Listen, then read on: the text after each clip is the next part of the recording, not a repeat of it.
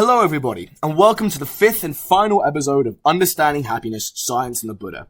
And this is a podcast about exploring the topic of happiness, about understanding why it evolves, how we experience it, the mechanisms by which it occurs, what actually is it, what are its different kinds, and fundamentally, how can we achieve it? And to tackle this massive, vital topic, we're taking an interdisciplinary approach. This project is all about combining the sciences and the humanities. It's about taking ancient wisdom accumulated over millennia of human thought and comparing it to scientific evidence and scientific insights and seeing what passes the test of time. I.e., what is the overlap, what is the intersection between scientific research and various different philosophies, belief systems, and theories. And in that overlap, in that intersect, we find in this project the answers about the topic of happiness. Now, this is a 5-episode series, and each episode kind of looks at a different piece of the overarching puzzle that is happiness. And each episode, because we look at a different section of happiness, can be enjoyed and appreciated individually. But you gain the most out of this podcast watching it all in order. And in fact, I've designed it to feel sort of like a journey. I want it to feel like I'm guiding you through this complex topic in a fluid but sensible and structured way. Now, episode 1 is about conceptualizing the human psyche. Episode 2 is about understanding why happiness actually exists, how it evolved, and what are the role that physical, measurable, physiological factors such as neurotransmitters, hormones, gut microbiota, what are the roles that these phenomena play in happiness? Episode 3 is about the scientific study of happiness, and episode 4 is about integrating the insights of the preceding 3 episodes to answer how do we actually achieve happiness. It's to generate this formula for the different aspects of life that lead to happiness. This formula is encapsulated by SOLAS: security, outlook, lifestyle, autonomy, relations, self-relation, and engagement and meaning. This episode is about the meaning of life. How can we achieve meaning in our life? What does give us meaning? What doesn't give us meaning? What is the role of money in happiness? How can we be the best versions of ourselves? How can we reach our full potential? And how should we as human beings live? Now, when it comes to meaning, we need to make a very important distinction here. The distinction between meaning of life and meaning in life. Now, meaning of life is a term applying to humanity as a whole. It is to say, why is humanity as an aggregate here? What is the purpose of the human race as a whole in the cosmos? Various different philosophies and religions, especially religions, and various different atheistic theories have emerged to answer this question.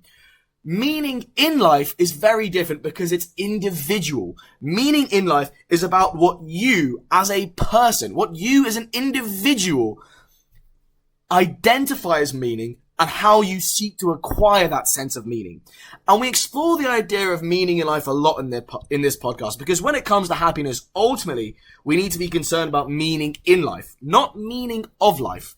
And the idea of meaning in life is very closely connected. In fact, essentially, conceptually identical with the idea of eudaimonic well-being. What is eudaimonic well-being? Well, you see, when we refer to happiness in a colloquial sense, what we really mean is encapsulated by the scientific term subjective well-being. Subjective well-being has 3 components, explored further in episode 3.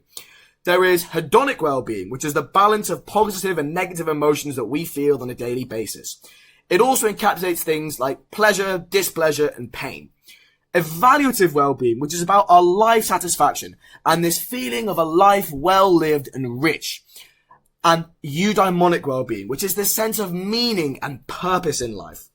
We also have talked a lot in this podcast about self-transcendence, and self-transcendence is about going beyond the boundaries of oneself, about kind of expanding the concerns of your own brain beyond the everyday concerns of the individual and identifying yourself with a larger group or some kind of purpose in life, some kind of cause, something greater than yourself. And by engaging and identifying with something greater than yourself, achieving a deep, fulfilling form of happiness.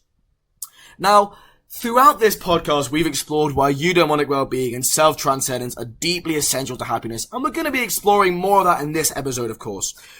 But the question is, how do we do it? How do we get these things?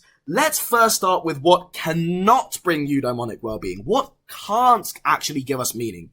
And that is material goods and repeated short-term pleasures. What do I mean by material goods? By material goods, I mean physical resources such as money, but also luxury goods. I mean intangible financial concepts like financial security, wealth, abundance, luxury. And I mean economic security and provision. By short-term pleasures, I mean things which are gratifying in an immediate sense, i.e. which provide pleasure, i.e. eating a very fine meal, or engaging in an orgasm, or getting drunk, or taking drugs. Things which do lead to short-term pleasure, but which don't fill any kind of gap for meaning or purpose or contentment or fulfillment or any kind of long-term happiness. Now, a grand question often posed in Western society is, can money buy happiness? Ultimately, no. Money cannot buy happiness because humans are not machines. They are social animals. However, the lack of money often causes unhappiness, or at the very least poses an impediment to the acquisition of happiness. Now, these two postulates are very separate, and it's important to understand that. In this formula solace, we have this idea, the essence solace, this kind of formula that we generated in episode 4, this kind of formula for what human needs to acquire happiness.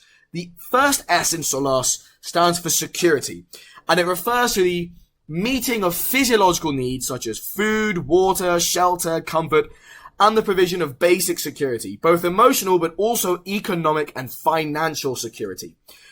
Now, this is one of the components of happiness, but it's not the only component for happiness. What's also important is someone's outlook, i.e. the beliefs that you hold and the way that you consciously approach life and conceptualize the world around you. What's important is lifestyle, the way you eat, the way you exercise, or if you exercise, the way that you sleep, the way that the kind of things that you put in your body and what you get your body to do. The A in solace stands for autonomy, a general ability to control one's own life and a general independence from the pressures of others and of society as a whole. The R stands for relations, the number and depth of social relations one experiences, the amount of love, friendship, empathy, intimacy, and affection in one's life. The second S stands for self-relation. How do we perceive ourselves? Do we have a sense of self-efficacy, self-confidence, self-acceptance? The E stands for engagement and meaning. Are we engaging with the world around us? Do we engage in activities that develop our strengths and that lead to a state of flow? Do we have an appreciation of beauty? Are we experiencing gratitude and hope? Are we actively involved in pursuing goals and with the environment? Do we have an intrinsic sense of purpose? Do we have a sense of morality? And do we have a transcendence of the self by getting involved in something bigger than oneself? Now, you'll notice that material goods, kind of financial security is only one letter of that acronym. But it's important in achieving the other letters of that acronym. For example, living a life of poverty or very low socioeconomic status, of living check to check, of being spurned by society as a whole because circumstances have made you homeless, for example, all of that is going to affect your perception of yourself and your outlook on the world as a whole. Also, it's very difficult to have a healthy sleep cycle and a healthy diet and a good exercise pattern if we're experiencing poverty, for example, because these things are expensive. Eating well is expensive. Gym memberships and exercise equipment and even having the time to exercise requires a certain kind of job. Autonomy also, very dependent on our material goods and material positions, because if we're working a dead-end job and we have to work that job, if we're working in a job where we need to be doing things we don't want to be doing every single day simply to stay alive, that isn't autonomy. We're not really in control of our own lives. Relations as well. A lot of social activities often require spending money in some way. For example, parties or social occasions or festivals or activities, etc., etc. Self-relation. The way that we conceptualize ourselves is quite intimately related to how others perceive us.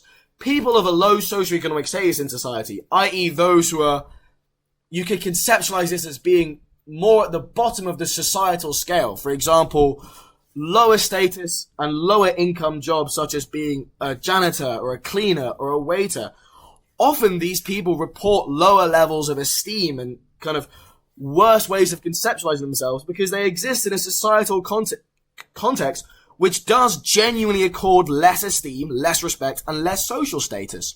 For example, the UK government has an office called the Office of National Statistics, which orders professions by the esteem and the social status with which they're given. So, for example, being a doctor is at the top of that list, and being a news vendor on the street is at the bottom of that list. Socioeconomic status essentially refers to both how we're perceived by society as a whole, and also our economic and financial situation. And clearly it is important. And it's also difficult to find meaning and engagement in life. It's difficult to work on our passions and work on our kind of inherent strengths and to transcend ourselves if we have no time or money to do that. Clearly, material goods and socioeconomic status is important. Sorry, I'm just blowing a fly off my keyboard. And also we have this idea of hedonic well-being, i.e. this balance of positive and negative emotions as being an important constituent of subjective well-being. Clearly a lack of any kind of short-term pleasure is detrimental for happiness, and also clearly access to basic sources of psychological pleasure such as food, water, and comfort. These are all important for survival, and they're all important for happiness. It's very difficult to be happy if we're starving or freezing or in great pain. Clearly, pleasures and socioeconomic status and material goods have a role to play in happiness. But does money buy happiness? Ultimately, no. Because money and material goods is only one part of the chain of constituents that comprises happiness. And also, human beings are not material animals. They are really social animals. Human beings did not evolve to require mansions and palaces and luxury. They evolved to exist as social creatures and to have social acceptance and social harmony and to take care of each other and to exchange intimacy and affection. And yes, humans also evolved to secure material goods and acquire and achieve the material goods necessary for survival and also to look out for themselves and their own interests. But we do have this kind of dichotomy in human nature, where while there is a basic selfishness in human nature, there's also a human desire to be more than that. There is a human desire to identify with a group of some kind, and to be with other people, and to care about other people, and to be a part of something greater than oneself, and even in a broader sense, to leave the world in a better state than the one in which an individual entered it. And Jonathan Haidt, as I've discussed in previous episodes, summarizes this dichotomy by saying that human beings are 90% chimp and 10% bee. Like chimpanzees, they do seek to acquire material goods and social status, but also there is that bee-like element to human beings where they enjoy getting together with other bees and working together in some kind of common purpose, or just to achieve a common sense of fellowship or unity. Friendship groups, for example, are a classic example of this. People generally have or want to have a group of friends. And indeed, just as this whole podcast has been saying, and as Jonathan Haidt, pretty much all other psychologists involved in happiness and philosophers involved in happiness have identified, human happiness comes from that bee-like aspect of human nature. It does not come from the acquisition of material goods and the procurement of social status and dominance and power. It ultimately comes from being with other people and being a part of something larger than ourselves. But here's the thing. Individual human beings have evolved to be not to be fitness maximizers, but to be adaptation executors. And we've explored more about what this means in episode 2, but it essentially means that human beings have evolved not to be robots executing programs designed to maximize their genetic fitness, but as sentient beings which act based on adaptations that natural selection has given them. For example, emotions like happiness, sadness, greed, and envy. And also on drive, such as the drive for social status. Social status is different from the social side of socioeconomic status. Socioeconomic status is about our social status in society as a whole. But in the everyday dynamics of social life, you as an individual, your social status is based about how you are perceived in the eyes of the people around you. What is your reputation? How do other people think of you? What degree of respect are you given? And this is something which human beings think about almost all the time. It's a core part of the human experience. And this is an adaptation which natural selection has given us. Another adaptation which natural selection has given us is the desire to accumulate material things. And here's the thing. The desires to accumulate social status and material goods are important for survival. We need material goods for survival. And in groups of hunter-gatherers, i.e. the context in which human beings and these adaptations evolved, social status is correlated with access to material goods and also having more kids, i.e. passing on your genes with greater profligacy. Or not profligacy, with greater amount of proliferation. But these adaptations are imperfect. They're imperfect by necessity because they have evolved to cover a broad range of situations and motivate a broad range of behaviors. And also, they evolved for a lifestyle of being hunter-gatherers. We are all running on hunter-gatherer software. The lives we are living now are wildly divergent for the lifestyle with which our adaptations have designed us, or at least have evolved in the context of us achieving. So, for example, it's all well and good, or at least it's more well and good, for a hunter-gatherer to have the innate drive to accumulate material things and to accumulate social status, because the environment which a hunter-gatherer finds himself in limits the degree to which that desire can be acted upon. As a hunter-gatherer, it's difficult to acquire a large degree of material things because you are nomadic and have to carry them around with you. It's also difficult to acquire large amounts of social status because there's no formal societal institutions to legitimize or increase that. But the problem is, in the society we find ourselves living in now, we can just indulge these desires without any kind of external break in the environment. And at the same time, we lack an internal break on them ourselves. It is entirely possible and often happens that humans relentlessly pursue material goods such as money or wealth and pursuing things such as social status or pursue things such as short-term pleasures.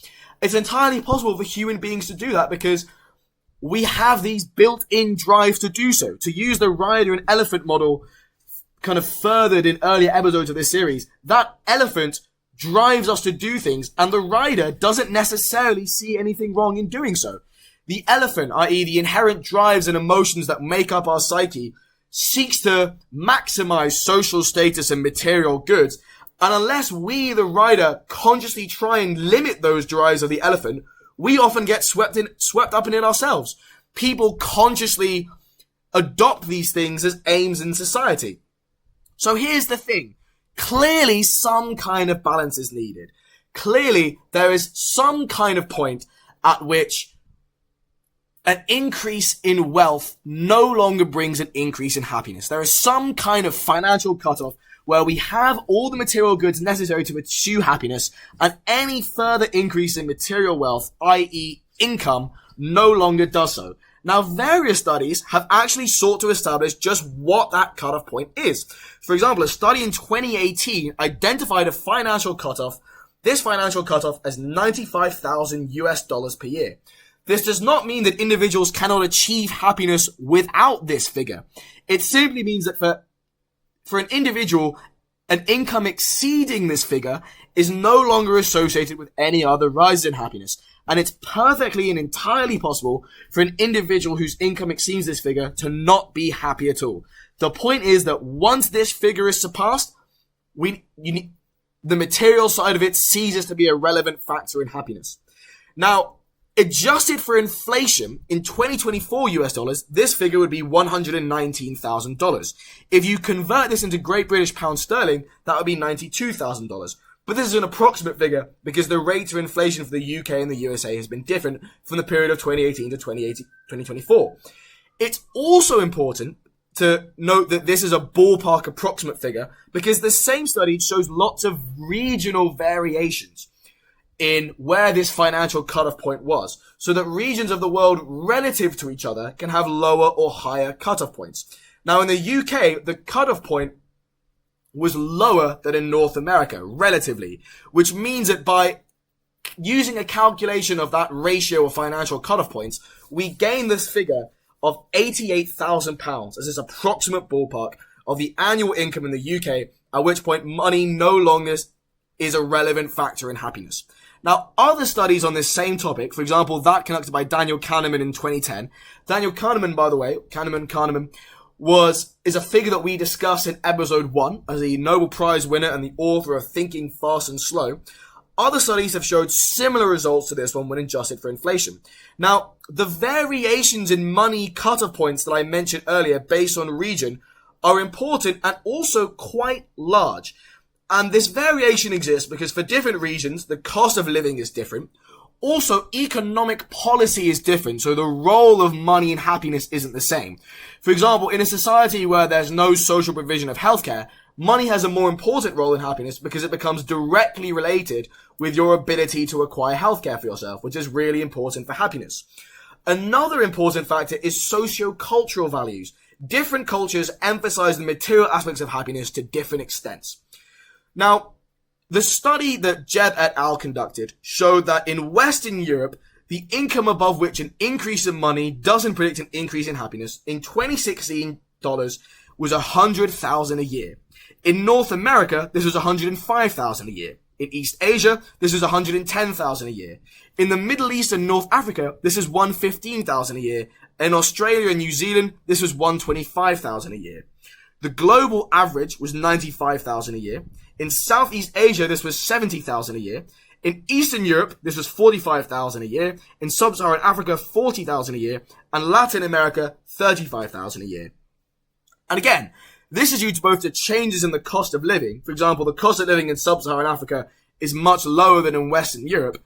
But it's also due in some sense to economic policy and also socio-cultural values. For example, in the Middle East and North Africa, the cost of living is lower than in Western Europe, and yet the cutoff point was identified to be higher. Similarly, in Latin America, the cost of living is higher than in Sub-Saharan Africa, but the financial cutoff point was also found to be lower. Now, using data from the Gallup World Survey, if we map all countries in the world by their GDP per capita levels and their reported levels of happiness, we do see a positive correlation. Generally, countries with a higher GDP per capita report higher levels of happiness. But the key thing is, it's a fairly loose correlation, and you can find this data yourselves. For any individual country with a high GDP per capita, it could report quite low levels of happiness in terms of the global average, and the same applies to the inverse of that. A country with a low GDP per capita can report a comparatively high level of happiness. And again, clearly, economic equality, economic policies, social provision of economic goods, and the social-cultural values of a society matter a lot in this case. Now, here's the thing. All of this begs the question of whether a society's economic value system can provide each person with an economic standard of living to allow each individual to no longer have to worry about money or no longer have money play a role in happiness. Now, this is not a question about whether everyone in the UK can reach an income exceeding £88,000. This is really a question about how it is that economic policy and social values can design a society wherein this kind of income isn't necessary. I.e., how can we, for example, if we look at Latin America, that cutoff point being $35,000, that cutoff point is lower than one may expect for the cost of living of these countries. So clearly, other economic variables and socio-cultural variables are playing a significant role here. Now, in terms of whether happiness for every individual in a society can be achieved by economic means, i.e., is it possible that every individual in a society can have the financial and economic security to no longer have financial security play a part in happiness? The question as to whether that is possible will be given different answers by different people, generally based on their political orientation. Now, the other podcast that I run, Polymath, has information on what capitalism actually is, what socialism actually is, what communism and anarchism actually are, using political science and objective political theory and political philosophy. So if you want to explore some of these perspectives on how happiness in society can be achieved, I recommend referencing for these episodes. However, the political implications of the psychological study of happiness are beyond the purview of this podcast. The point that I'm trying to make here is that material goods and wealth clearly make a difference, but it's a complex and nuanced topic, and it clearly isn't sufficient. Now, a key concept in Buddhism is this idea of a middle way when it comes to material goods. Basically, the founder of Buddhism, or the Buddha himself, Siddhartha Gautama, lived a life of complete material opulence and luxury and abundance as a prince, and then afterwards lived a life of complete asceticism and complete deprivation of material and worldly goods. And the Buddha came to the conclusion that neither of these approaches were conducive for happiness, and happiness lay in pursuing a middle way, a state in which one had some level of material and worldly concern, but that this wasn't excessive, wasn't conducive towards abundance or luxury, and was conceptualized in the context of lots of other different spiritual factors. Now, this is important in the modern world because there is a modern current in the West of materialism. People do tend to put undue influence on the accumulation of material goods and luxury as a corollary for social status. A lot of political and economic commentators have identified the kind of link between currents of materialism in Western society and macroeconomic policies of Western society. For example, in the 1970s, when models of capitalism were adopted in the Western world that were much less regulated and allowed for the proliferation of economic inequality as the price of increased general GDP per capita and a short-term remedy to stagnation and inflation and unemployment, many theorists many kind of political thinkers and economic thinkers have noted this kind of correlation between the economic environment that individuals live in and the values that they tend to adopt. In fact, communist thinkers such as Karl Marx take this association even further and say that aspects of the human experience such as greed and envy are shaped entirely by the economic situation which individuals are in, i.e., the capitalistic economic system is what causes the human drives for greed and desire to accumulate material goods. The current of materialism is often exemplified by modern influencers and modern thinkers online, advocating the importance of material luxury and the acquisition of material goods and the acquisition of a respectable job and respectable position in society. And this obsession with money manifests itself in the bragging about achieving material goods and emphasis on the value of gaining money, gaining material goods, of luxury cars, of designer clothing, all of this kind of stuff.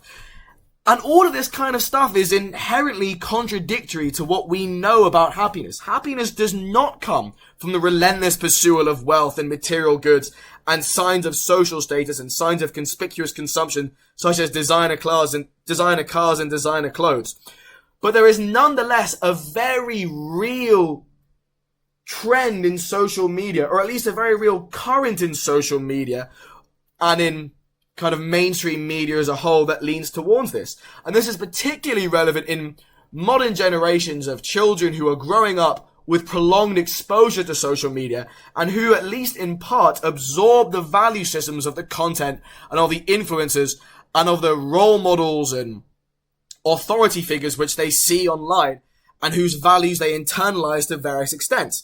But thousands of years of historical wisdom of philosophy, for example, in the philosophical trends of Buddhism and Stoicism, to use an Eastern and Western philosophical example respectively, correctly identify that happiness cannot be extrinsic. It does not come from the acquisition of social status. It doesn't actually come from people thinking you're rich or great or powerful. It doesn't come from being rich or great or powerful. Happiness really comes from within. Stoicism as philosophy goes so far as if to even suggest that the external environment which an individual finds himself in shouldn't play any influence on someone's happiness. And that in the fully philosophically developed individual, no matter what physical hardship they face, they can still maintain equanimity and they can still maintain a sense of happiness and contentment. Now, perhaps it may be unrealistic, considering what we know about about human nature and about psychology, to prescribe as a human ideal the complete dissociation of human happiness from social status and social acceptance and material goods. Perhaps the answer is in balance, in a kind of middle way, in emphasizing that, yes, it is good to have social acceptance and social status, but it's important to modulate who we care about giving our social acceptance and social status. For example, of people who adopt value systems clearly different to our own and which are clearly self-defeating. For example, value systems or individuals adopting a value system of rampant materialism it would be best to tell individuals to not care about the opinions or the esteem or the acceptance of people who hold these kind of values, but rather to pursue the social acceptance and social status given by individuals who have a proper conception of where happiness comes from and the importance of morality and that realization of happiness. Again, the key is balance. Happiness does come from within ultimately, yes, but only if the external environment allows it.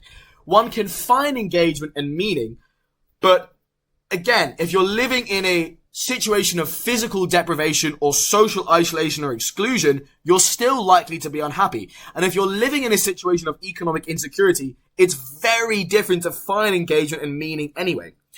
Short-term pleasures, a system of happiness based on the exclusive realization of short-term pleasures such as food, sex, drugs, alcohol, without any kind of sense of deeper meaning or social connection or any of the other components of happiness, is also insufficient to happiness. And again, many different belief systems, many different philosophical thinkers and different theorists and religions have all come to this exact same conclusion.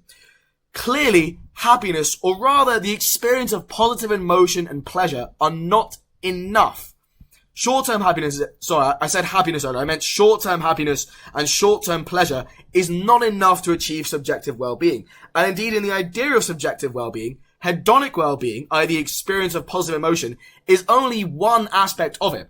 To engage in a system of behavior that completely excludes evaluative well-being and eudaimonic well-being is inherently self-defeating. But here's the thing.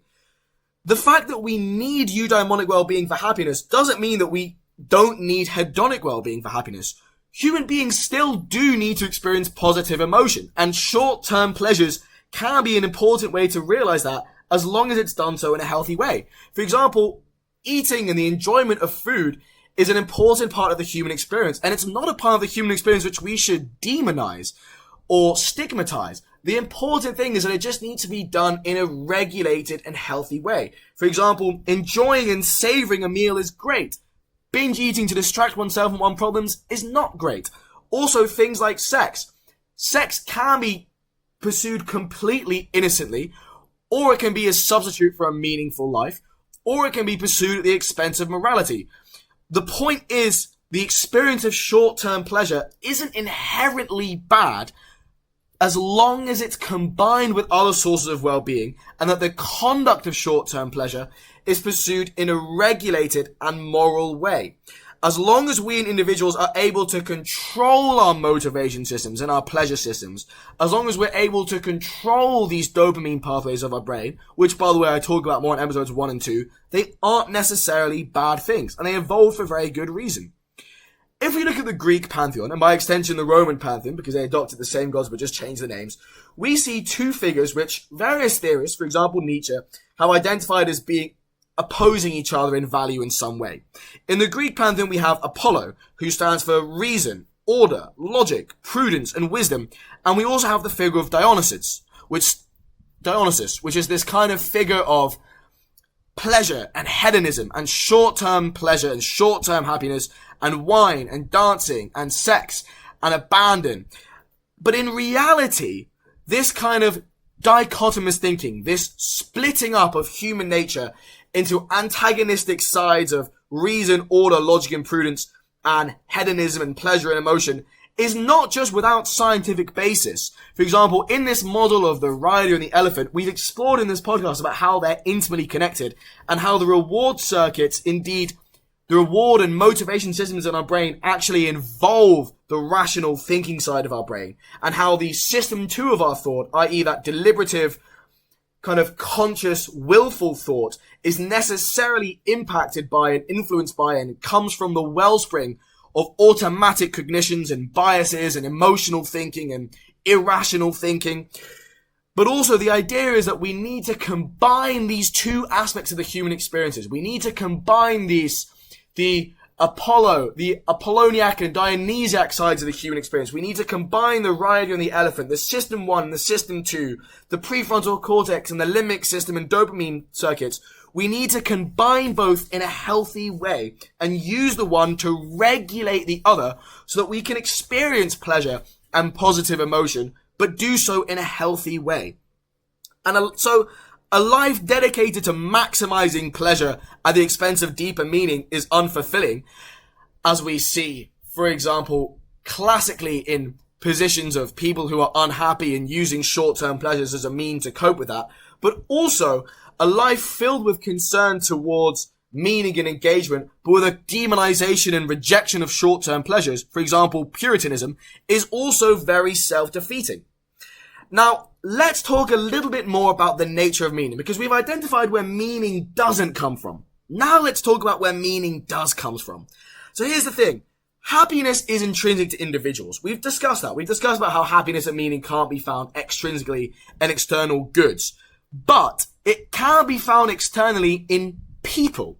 Meaning often comes from our effect on other people and our contribution to the lives of other people. The whole point of finding meaning in something greater than ourselves is because the process of doing so benefits society and other people at large. Ultimately, there is no prescribed meaning to life. There is no meaning of life objectively that we know of. Different philosophies, different religions, different theorists have offered a myriad different answers, but there is no one right answer. No one can tell you with real certainty what the meaning of life is. Now here's the thing. There is a strand of thought, there is a philosophy called positive nihilism or optimistic nihilism, which states that the lack of objective meaning of objective meaning of life is not actually a bad thing. It's in fact incredibly liberating. Because there is no prescribed meaning of life that we have to follow, it leaves us free as individuals to find our own meaning. It gives us the freedom to formulate our own meaning in life. And yes, that is a daunting task, but it's something which we can find massive amounts of fulfillment in.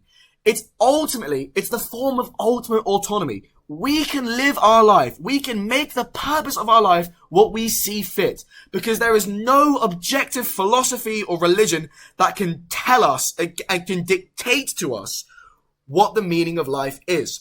Now, this attitude is also kind of expressed in the philosophy of atheistic existentialism, which is essentially the school of thought which says, if there is no God, i.e. if the atheistic conception of the universe is true, and there is no objective authority figure to dictate what the meaning of our life is, it leaves us free as individuals to determine what meaning is for us individuals and to pursue it by ourselves. Now, the view of atheistic existentialism is associated with a few philosophers, but classically Jean-Paul Sartre. Now, scientifically, the idea of eudaimonic well-being is about a self-guided discovery of meaning. It's all about, as we explore in episode 4, the individual determining for themselves what the meaning of their life is to be and what their purpose is. It's not something which others can decide for you. It's an inherently individual, self-guided process. It's a process that you, the rider, the conscious thinking part of yourself, has to decide and formulate by yourself, because the idea of finding meaning in life is a form of self-actualization. Now, the idea of self-actualization we've been talking about throughout this whole podcast, you may have heard of it before in the idea of Maslow's pyramid of needs, this hierarchy of needs culminating at the top in self-actualization. And self-actualization is basically the idea of becoming all that one can be, about filling and fulfilling one's innate capabilities, i.e. of developing one's skills, strengths, beliefs, and values to their full extent that is possible, about becoming the best version of yourself. This, by the way, has parallels in ancient philosophy. For example, in the Aristotelian concept of eudaimonia, the idea of doing well and living well, the idea of being the greatest version of yourself that you can be, of unlocking your full potential. More of this is explored in episode 2. Now, we've also explored throughout this whole series about how morality, i.e. the idea of having a love and benevolence towards other people, and by acting kindly towards other people, and by doing good things, and also the ideas of love and forgiveness and tolerance and acceptance and intimacy and affection. We've explored how all of these things are really, really important in happiness. Partly due to hedonic well-being, i.e. it evokes positive emotions to do good and to love and to be accepted and to exchange intimacy. And we've been exploring why that is and how that is throughout this whole series. But morality and love are also really, really important in the idea of eudaimonic being, well-being, and self-transcendence. Now, all of this has parallels with the idea of Buddhism. So we've talked about how in previous episodes, enlightenment in Buddhism is this kind of religized, I'm not really sure what the term is, but this religious tinted view of self-transcendence. The idea of enlightenment as this religious, spiritual awakening and complete version of self-actualization and self-cultivation, an escape from the worldly cycle of life, death, and rebirth which all individuals are made to be subject to.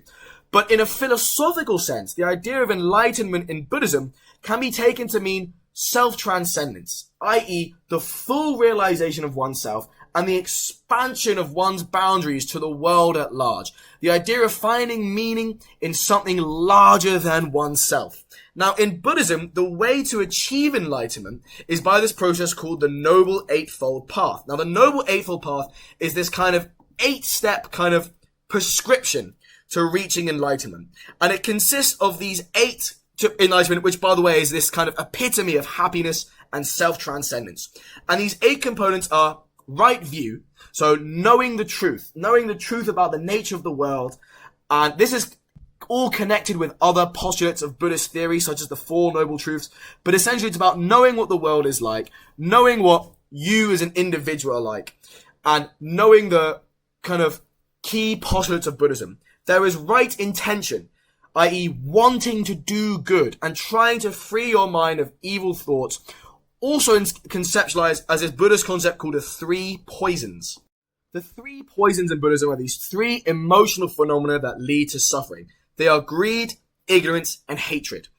The third part of the Noble Eightfold Path is right speech, i.e. saying nothing that hurts others and seeking to encourage others and be kind to others and be nurturing to others by the way of your words.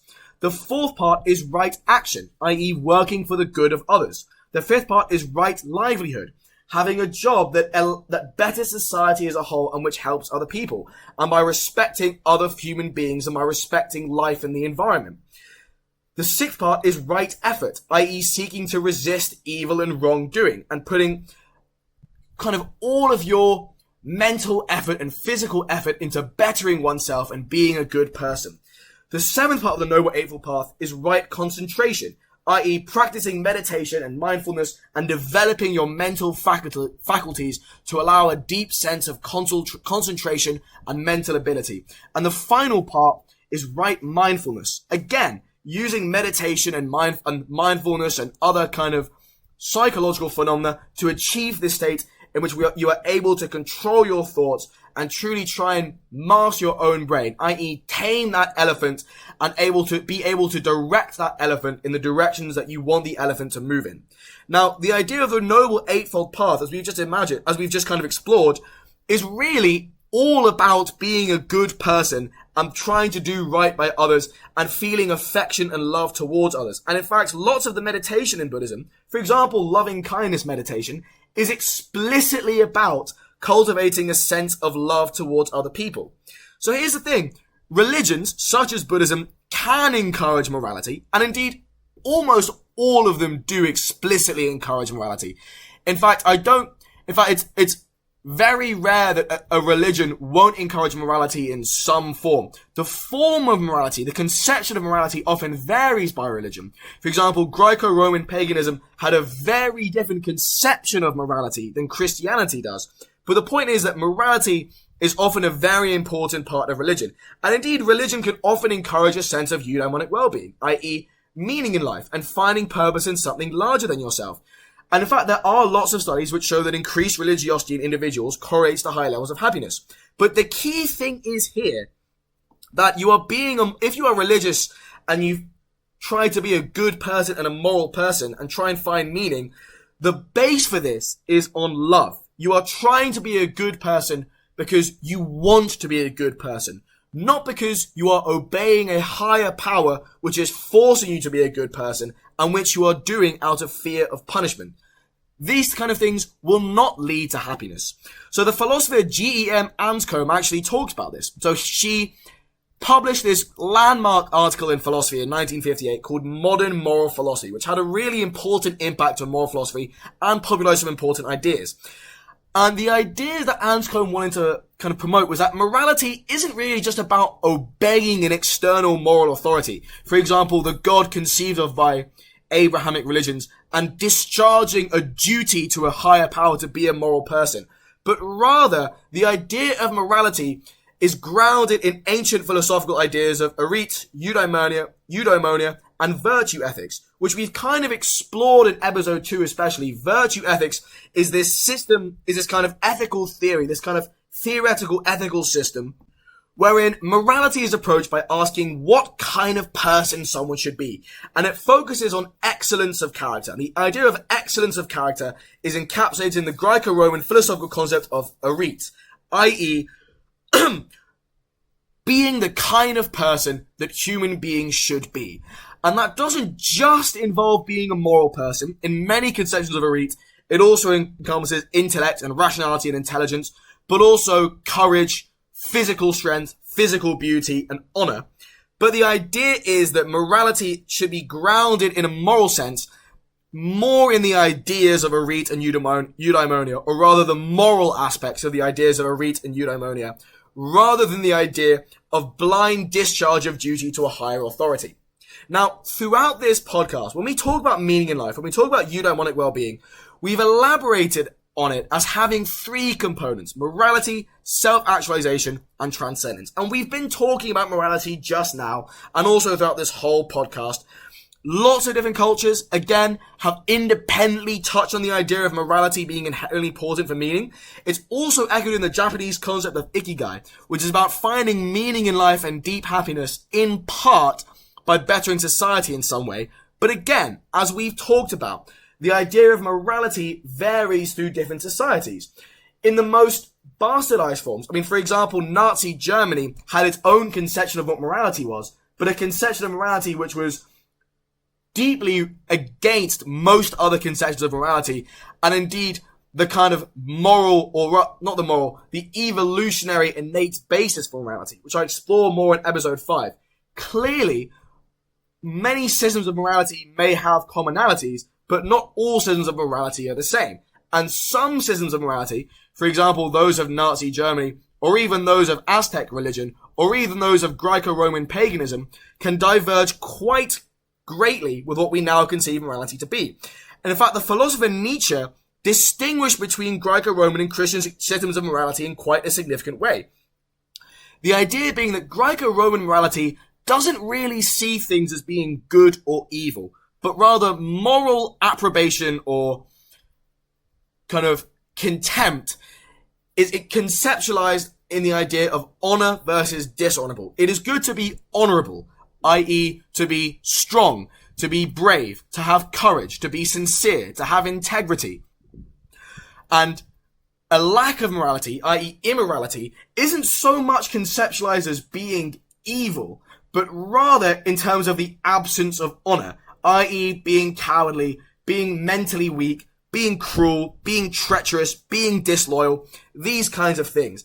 And this honor-dishonor system is distinguished from good and evil in the fact that in the name of pursuing honor, it can allow acts which we would find in modern Western society quite contemptible. For example, Graeco-Roman methods of waging warfare didn't distinguish between civilians and soldiers, and often glorified large amounts of violence. The idea being that violence wasn't necessarily evil, but when used properly, could be a source of moral honor, i.e. bravery, strength, resilience, power.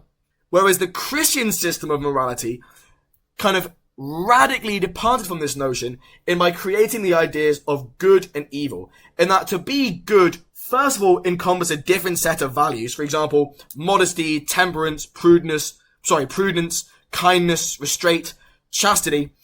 But immorality wasn't just about the absence of these qualities. It wasn't just this kind of moral void. It was a distinct moral conception, that of evil. The idea of evil. The idea of something not just being dishonorable, but being positively morally repulsive and odious. Nietzsche attributes in large amounts to the Christian system of morality. Not that Graeco-Roman morality didn't kind of account for moral repulsion. For example, there's this famous tale of the Emperor Augustus being revolted at a very cruel master kind of having slaves who make mistakes eaten alive by lampreys. Clearly, moral disgust was inherent in these societies, but the idea was that in moral philosophy, evil wasn't just the absence of morality, it was the presence of something else. Now, psychologically, the kind of morality that brings happiness is closer to this Christian interpretation, i.e., it involves much more of love, respect, trust, affection, and kindness, rather than honor, courage, bravery, and strength. But morality is not the same as Christianity, or indeed any other religion. In fact, as we're going to explore throughout this episode, nothing in the pursuit of meaning actually mandates religiosity. You do not need to be religious or spiritual to find meaning or eudaimonic well-being. It just so happens, and this isn't just by coincidence, but rather because religions are often formulated with this aim in mind, that religion kind of integrates elements of morality and finding meaning and is inherently a source of self-transcendence in being involved in something larger than yourself.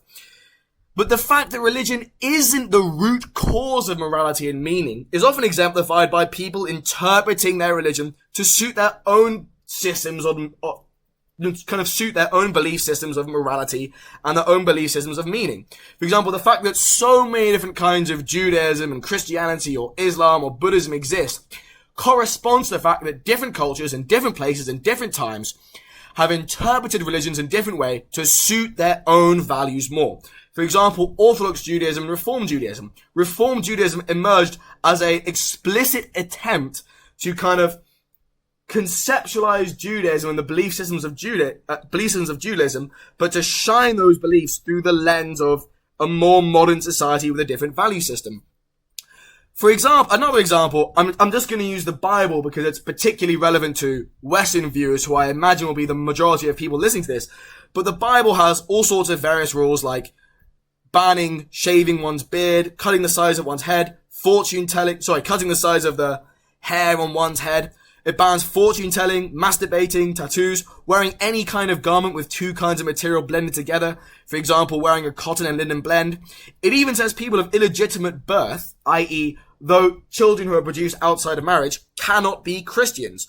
Many modern Christians don't actually follow these beliefs. The idea that religion is linked to eudaimonic well-being but isn't the same, and that eudaimonic well-being exists outside of religion, and often people interpret religion to meet their aims for eudaimonic well-being rather than the other way around, is exemplified by the fact that many religious texts also give moral prescriptions that nowadays we would find repulsive. Again, I'm going to use the Bible as an example here purely because it's most comprehensible to the bulk of the viewers here. But in loads of different parts in the Bible, so in Deuteronomy, Numbers, Joshua, and Samuel, the practice of warfare was not practiced with any kind of distinction between civilians and soldiers. It did not account for the idea of prisoners of war, and it often prescripted the complete destruction of a people and their dwelling, which has been interpreted by modern scholars as ethnic cleansing and genocide. The fact that this is present in the Bible is simply a reflection of the fact that practices about warfare at the time, it just reflects the practices of warfare at the time. This was how warfare was practiced in the ancient world, not just in Europe and the Middle East, but also pretty much everywhere in the world. And indeed, religious texts created around about this time often show similar depictions of warfare. It also explains the fact that in the Bible, for example, various acts of violence occur towards people who may not be immoral, but who simply deviate from belief in God. It also kind of explains the killing of prisoners and the numbers. It also explains various rules on social conduct. For example, Deuteronomy 22 orders that women who cannot prove that they were virgins on their wedding night should be killed by stoning, i.e. being stoned to death.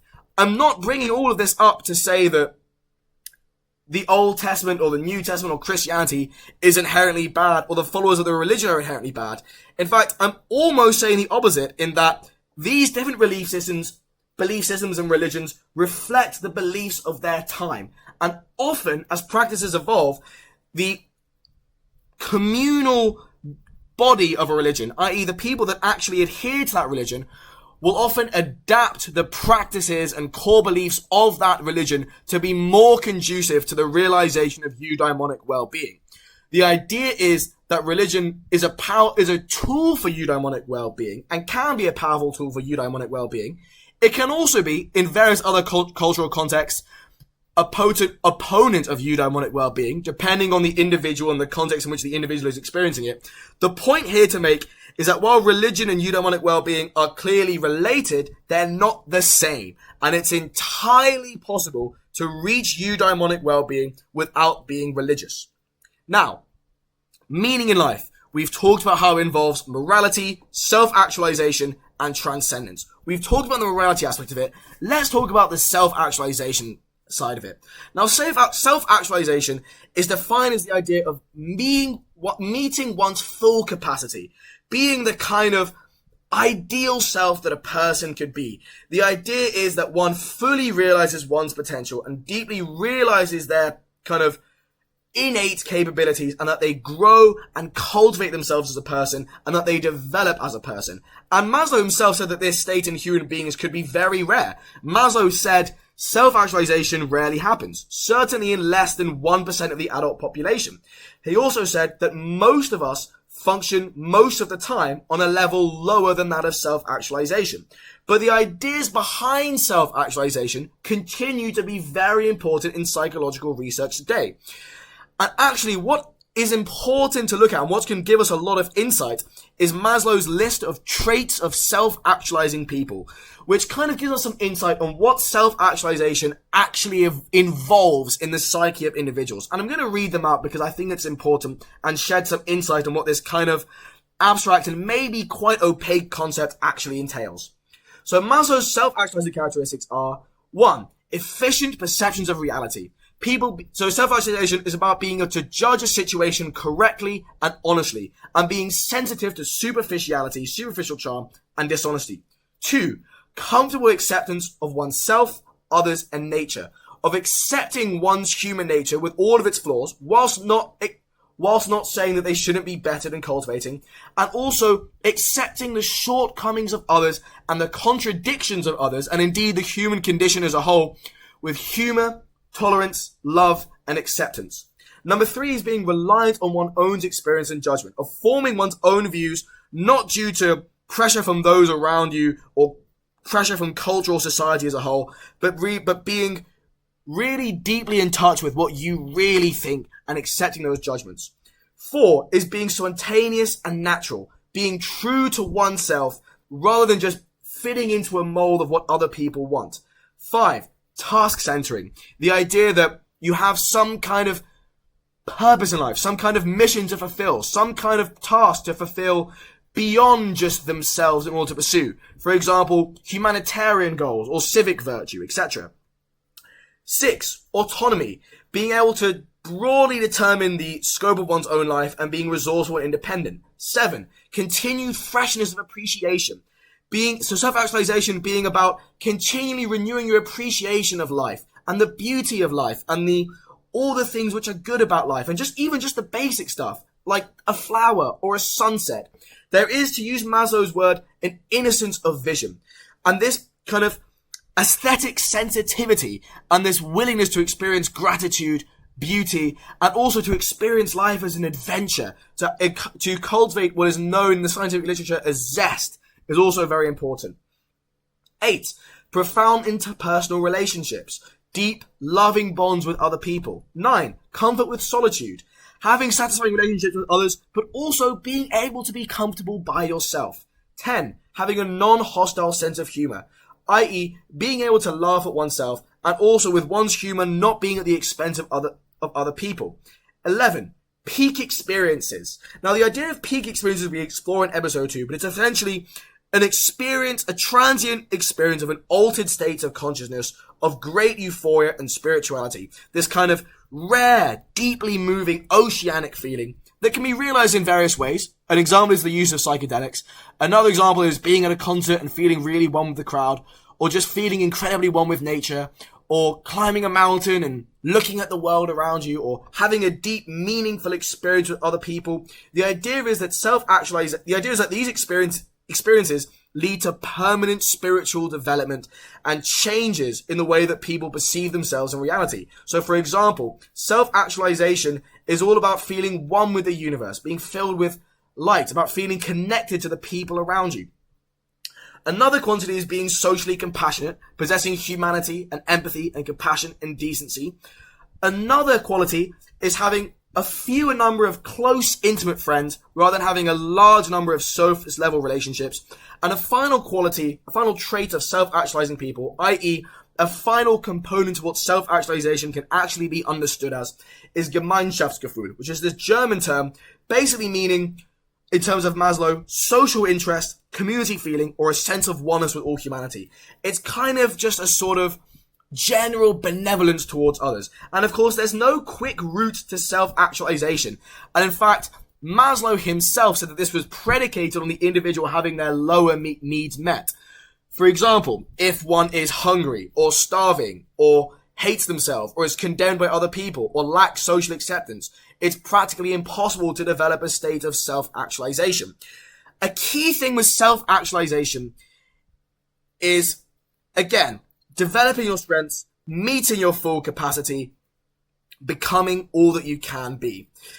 Let's also talk about the idea of self-transcendence. Now, self-transcendence is the idea of finding meaning in something greater than oneself. That could be religion, it could be civic life, it could be volunteering, it could be a charity, it could be a meaningful form of work, it could be politics.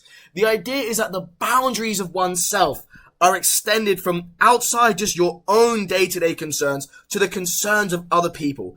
This could be, for example, just concerns with the people around you. It could be concerns with humanity as a whole. It could be concerns with some kind of group or some kind of interest or some kind of purpose that you're pursuing, some kind of association or society whose interests you want to further and whose kind of aegis you take part of and whose kind of mission you pursue.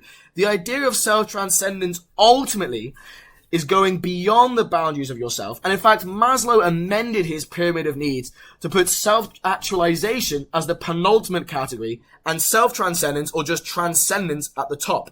The key thing to transcendence is that it's other-focused and not self-focused. It's inherently about considering the needs and seeking the betterment of other people. It's about seeking to leave the world in a better state than which you left it and on acting on that. And that is how the key way of finding meaning and a deep sense of purpose and fulfillment of satisfaction with one's life. And it's inherently related to morality, of course, because it's other-focused, and it often follows self-actualization, which in itself is this process of developing compassion towards other people and Gemeinschaftsgefuehl. Again, the idea is about self-transcendence expanding one's consciousness. So the idea is that rider, that person at the top of the elephant, that conscious thinking self is concerned not with just with yourself and your own needs, but the needs of other people or other groups or other interests.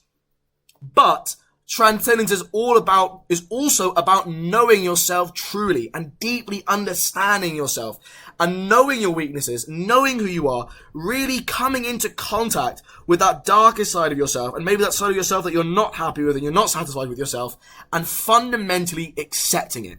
Now, let's just shed a little bit more light on what all this actually is. Now, a team of researchers led by Holland Reischer identified by a series of many surveys, thousands of surveys, 6 key themes of transcendence. One is closure, and it's basically about how much past regrets do or do not define oneself in the present. Essentially, how do people relate to their past? How do people process their past? And how do they integrate their past experiences with their view of themselves? Self-transcendence is associated with a greater sense of closure and lower feelings of victimization. Number 2 is interconnectedness. How much an individual does or doesn't feel connected with humanity as a whole. And of course, feeling a greater connection with humanity as a whole and a greater weighting of humanity in one's consciousness signifies a greater self-transcendence. 3 is the idea of lifelong learning, of life being seen as a learning experience, not just learning new information, not just as a formal school, but also as a series of personal developments, as a constant process of self-cultivation, self-transformation, and self-discovery. This is also referred to as having a growth mindset versus a fixed mindset, and it's associated with greater psychological resilience. The idea of resilience we explore more in episode 3, but it can essentially be seen as the ability of an individual to withstand the hardships of life. 4 is about secure attachment, i.e. the extent to which one describes safe and stable relationships with one's primary caregivers and by extension the world around them. This doesn't mean that you need to have a positive relationship with your primary caregivers, i.e. parents or adoptive figures or guardians, in order to achieve self-transcendence. It's rather just saying that the pattern of relationships and a pattern of intimacy and affection, which is often set in a young age by one's relationship with one's primary caregivers, needs to be conducive to having good relationships, i.e. one's attachment style needs to be known as what is called a secure attachment style. Now, attachment style is quite an important concept in psychology, especially development psychology. It's beyond the purview of the podcast, but it's essentially about the kinds of relationships that individuals form with others, based heavily on the initial kinds of relationships that they have with their parents or primary caregivers in early life. 5, self-actualization. Again, as we've talked about, self-actualization is a very important concept in self-transcendence. And 6 is the idea of spiritual pluralism. And what that means is you have your own belief system. It doesn't need to be a religious belief system, but it just needs to be a consistent, coherent worldview, a set of beliefs, but also the acceptance that other people's beliefs are valid, even if they're different from one's own. So, what do we actually do to achieve all of this? How can we take these 3 components of eudaimonic well-being, morality, self-transcendence, and self-actualization, and how can we actually integrate these into our lives? Firstly, what's very important is to, as the classic quote goes, know thyself. There's lots of surveys that you can do to get a better idea of your own eudaimonic well-being and your own character strengths.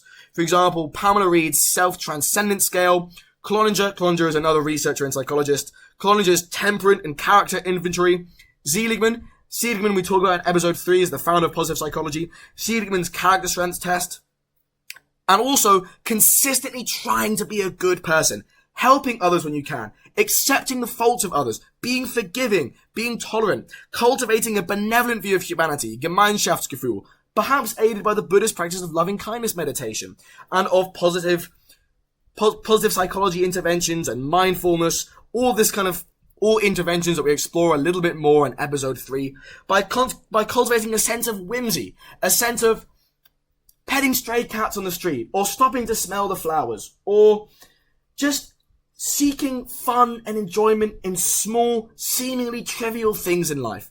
Also by cultivating a sense of zest, a sense of adventure towards life, a sense of accepting the hardships of life, and even trying to approach them with humor and optimism. It's important to engage in life as much as possible. Try and pursue new activities, pursue new hobbies. Get out of the house and get out there and try and do things. They don't necessarily need to be with other people, although of course sociality is an important component of happiness, but just pursue things. Try and develop new skills. Be involved in developing new skills. Be involved in different associations and societies and groups of people, and invest genuine effort in doing so. Apathy and a fear of failure are nothing but impediments, or indeed the reverse of happiness.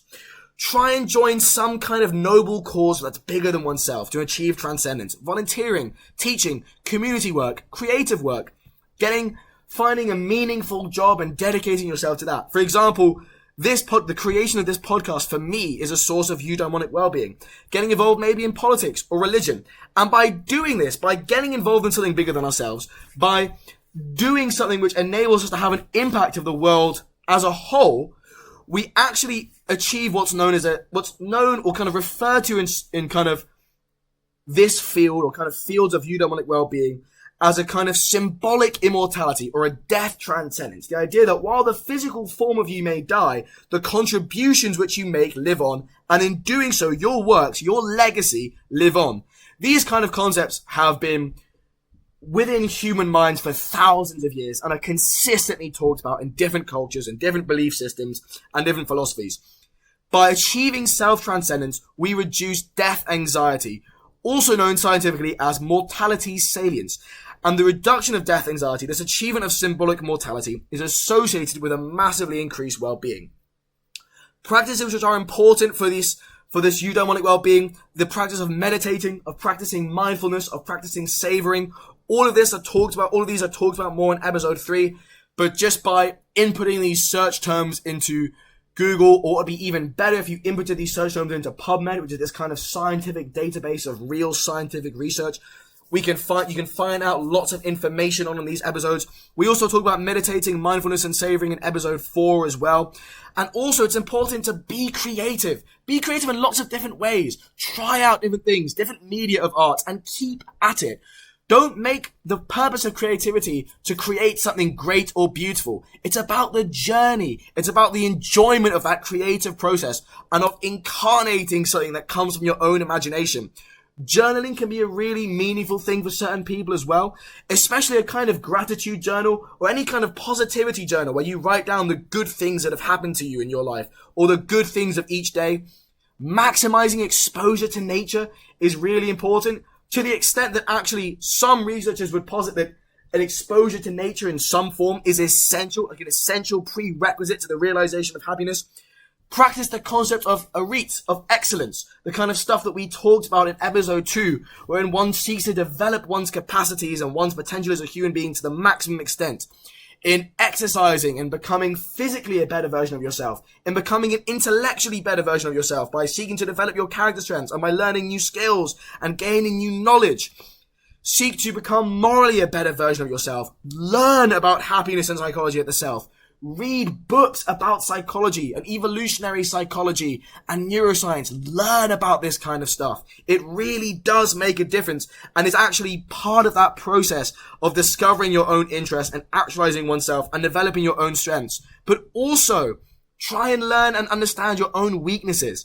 Confront and process the bad things that have happened to you in your life, which I understand can be extremely difficult and often requires therapy or some kind of pharmacological intervention. It's important not to be naive when it comes to tackling potential sources of trauma and adversity in life, but it's important to do it. And in fact, as we talked about in episode 3, existential positive psychology or positive psychology 2.0 is in fact about kind of integrating the suffering which one experiences in daily life as part of oneself. Really, for self-actualization and transcendence, it's a self-driven process. For eudaimonic well-being, you as an individual will find your own mechanisms for meaning because everyone is different. And ultimately, no one can tell you how to achieve eudaimonic well-being. It is a self-driven process that comes from you at the end of the day. It's something which you discover, and that journey of discovery is part of realizing it. The whole point of having to find it yourself is that in doing so, in trying new things, and in seeking to develop yourself, in seeking to find meaning, that is a key part of the process. Also, there's lots of information online about how to be happy and how to find meaning. And on the one hand, it's good that different cultural currents or different currents of thought online and in person and in academia and in podcasts and in different books seek to address happiness and the idea of self-help. But just remember, there's lots of misinformation online. And if something that you see online is directly contradicting some of the stuff that we've talked about in this podcast, if some of the stuff that you're seeing online, for example, let's say you see an influencer or online personality that tells you that happiness, it's important, for example, to buy luxury cars and to judge people's worth based on their ability and their acquisition of luxury goods and their ability to acquire luxury goods. If you see something like that online, something which directly contradicts what we've talked about in this series as being conducive to happiness, then apply it with a grain of salt. The whole point is, by all means, read books, listen to podcasts, read articles, watch YouTube videos about happiness, but be critical and think for yourself and compare what you see online to what you know to be true and to what scientific research and philosophy and theology and different theories as validated and as vindicated by scientific evidence. Compare all of this stuff to what you see online and to what other people tell you in order to make your own judgment on whether it's true or not. That concludes this podcast, Understanding Happiness, Science and the Buddha. Let's just kind of go over what we've done in total. So episode 0 was this kind of introduction to this podcast, setting about the mission of this podcast, what I want to achieve, why this is so important to me, and why I think this podcast can be important to others as well. And I would really like for it to be. In episode 1, we talked about kind of understanding the human mind itself, and also kind of talking about how we can conceptualize the human mind and how we can use that conceptualization to better understand happiness. Episode 2 is all about where happiness comes from, the why of happiness, the how of happiness, looking at the role of evolution and the different kinds of happiness and how they need to be met, and also looking at evolutionary psychology and different adaptations, and how evolution has shaped humans into animals which find sociality and morality distinctly important, and how we can also conceptualize human nature as being 90% chimp and 10% bee. We also talk about the biological, neurochemical, and quantifiable correlates of all of these adaptations, and what's actually going on in the brain when we experience happiness. In episode 3, we look at the scientific study of happiness. What are the different kinds of happiness? What are the different sort of theories pertaining to happiness and the different models pertaining to the realization of happiness? Episode 4 is about integrating all of this information into a formula, an acronym on how we can achieve happiness. And we also look at the role of genetics and nature versus nurture in the achievement of happiness. And finally, in this episode, we've been looking at meaning, how we can achieve it, how we can self-actualize ourselves, and how we can achieve self-transcendence. There's also some key appendices in the bio of this podcast on Spotify, including a literature review that I've done, which is related to this podcast and is kind of best experienced after watching this podcast. I've also included a list of all the various books that I've read throughout the past few years that have contributed to the making of this podcast. And finally, I've included a link to the other show that I run, the other educational radio show / podcast that I run called Polymath, which includes topics such as politics and economics and psychology, which relate in some way or another to some of the concepts that we've discussed here. Now, ladies and gentlemen, that concludes this project, Understanding Happiness, Science and the Buddha. This has been a really personal project for me. It's been a real labor of love. And in fact, we've been talking about eudaimonic well-being for this episode. This, to me, really has been a source of eudaimonic well-being. And it's a real privilege to be making these. And it's a real honor to have individuals like yourself listen to this. Ladies and gentlemen, I have been Daniel Aaron Levy, and you've been listening to Understanding Happiness, Science and the Buddha. I hope you have a lovely day. Take care.